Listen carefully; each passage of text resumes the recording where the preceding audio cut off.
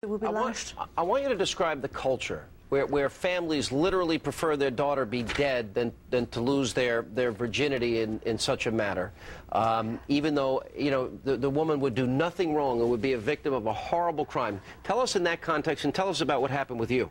Sean, when you are a little more than a dust on the wall, as I wrote in my book, you basically are better dead than being raped. Their purity is what they're sort of valued for. They've been given to men for that purpose, and when a woman is not virgin, basically she's considered impure. The family want her dead, and if she would have said that this has happened to her, her own family would have killed her in honor killing, and of course that is the best way to describe what the family would do after this lashes as well. And what happened to you?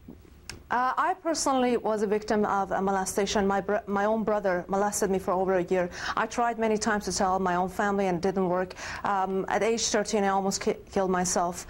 It went for many years before I told anyone, and at age 30 wanted to commit suicide again. And your family wouldn't believe you? Ghazal, welcome to our show. Your family wouldn't believe your side of the story? Even when I told them at age 30, my brother's reaction was, you have to leave the province. I was living in Canada. You have to leave the province. You're a shame to our family. Even though I'm successful, I save my story and I try to help. It doesn't really matter. I've been shunned and I divorced them in return, basically. Isn't part of the problem is we empower Saudi Arabia. We enable them. We have this relationship basically based on oil. We have the sheikhs visiting the ranch in Crawford every so often.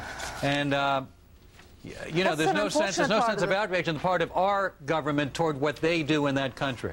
Unfortunately, that's part of truth. I saw an interview with Barbara Walters, I believe, last year, that she, and in fact, King was telling the Barbara Walters that we have freedom for women. That's not true. A lot of things happening in that country, but they are at a snail pace, basically. Women are not more than a credit card bill, and their value is so little that men can actually buy 5 of them at the same time. What can the United States do? What can we do to help liberalize those views? You can do a lot of things. Hey, they want to sell you oil, but they also want your technology. And I know that Saudi Arabia, if would be pressured to free women, give the same right to women, that will be done. And a lot of women in Saudi Arabia right now are mad at this. They should be petitioning against their own government. They should be on the media and telling their stories rather than hiding it. Hiding these kind of stories only going to make it worse. There's an economic relationship that we can use to help bring this forward. Absolutely, and if you tell more about it on Fox News, I bet on my life that's going to change.